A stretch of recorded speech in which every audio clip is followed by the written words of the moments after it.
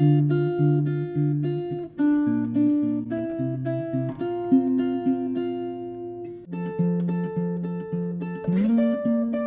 know, the first picture I ever took of Danielle, she was talking on the phone. Okay. All right. It's recording, Granny. Okay.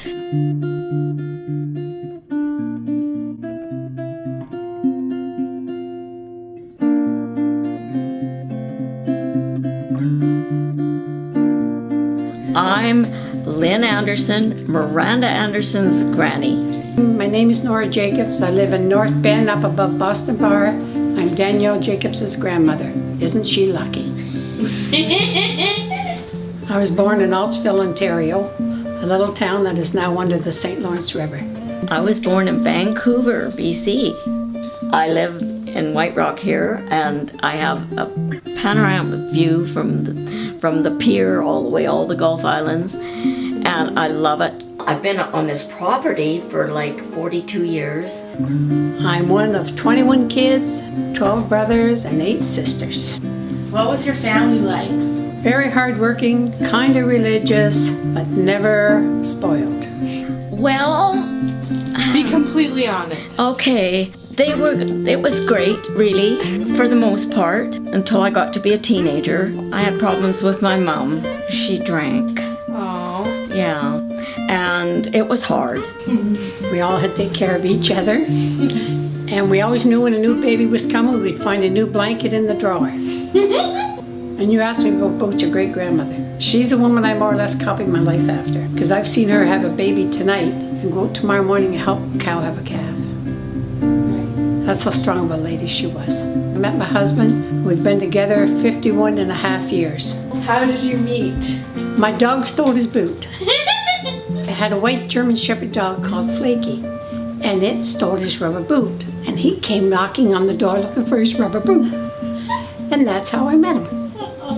Oh, well, 17, I started working for the Royal Bank. And in those days, the Royal Bank would put on a big gala. And my friend said to me from the bank, I don't have a date, but I'm going to ask my old buddy Jack. It was her ex-boyfriend, actually. Oh. And I said, okay, well, then I went with one of the accountants from the bank, which I wasn't interested in. But, you know, you had to have a date. And my friend brought Jack, and that was it. I was smitten. Did you know that he was the one when you first started dating him? No, I didn't. I never do, and I still have dotes yet today, but... Well, I was hoping. I was really hoping, yeah. What is like your funniest memory with Uncle Jack? Tell us from Well, the beginning. a big mistake is to have your husband teach you how to drive. And he had a little stick shift, and I don't know how I did it. We were at a stoplight, and then would turn green, and when I started out, I broke this gear shift right off about this much. He freaked, obviously, and so he said, get out, get on the passenger side. He had to get the car home with about this much of the stick shift like this. And that was the last time I ever drove with him. What is one of your favorite memories with Grandpa? There's been a lot of good ones, and there's been a lot of sad ones, and a lot of when you just want to knock them out for. We're still here this many years later. 4 kids, 8 grandkids, and almost 2 great-grandkids on the way. And as I was asked one day by my oldest son, he said, how do you do it, Mom? I said, well, you look at that rope and you think, is it worth tying another knot in, or do you let it slip away? Well, I decided it was worth tying another knot. Tell us about what it was like when Grandpa Jack passed away, like what happened. Well, he was flying a small little, RV-6, it's called, 2-seater airplane. Even though it was a dangerous sport, you still never think it's going to happen to you, right? We're not quite sure. Everybody's got their own theory as to what happened. Weather cleared up. That wasn't the issue. It looked like he was turning back to the airport because there was a problem, and then something happened. My feeling is something broke, and he just went down in a front yard. Of course, they both instantly killed. And unfortunately, the young fellow with him was only 31, and his wife was expecting their first baby. It was just a real shock, and obviously the worst day of my life Yeah. so far.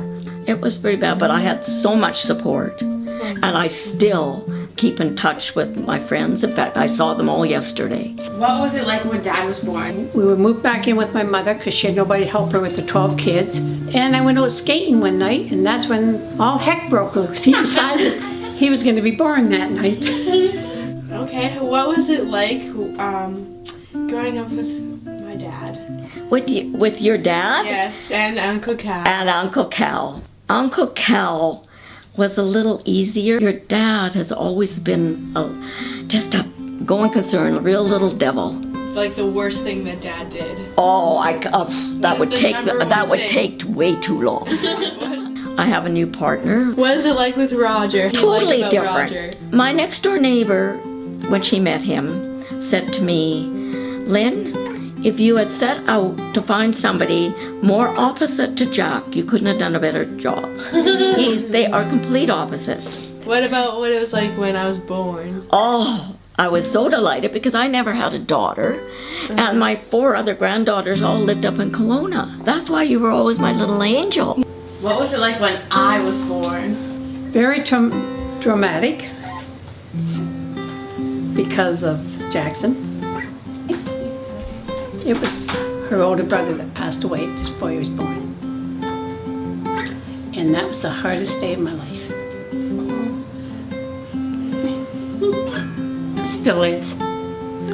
I've lost 9 brothers, 4 sisters, my mom, my dad, my nieces. But those are my grandson was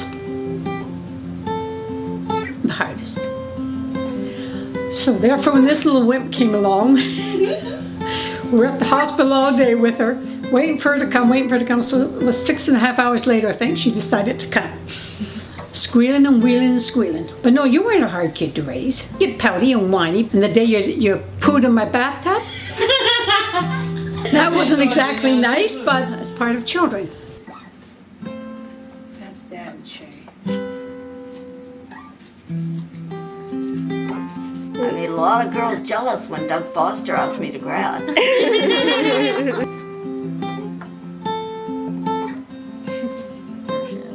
Oh, isn't that the cutest? Yes, it is.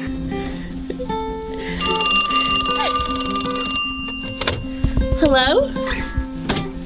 Hi. I had a question for you, now it's gone from my head.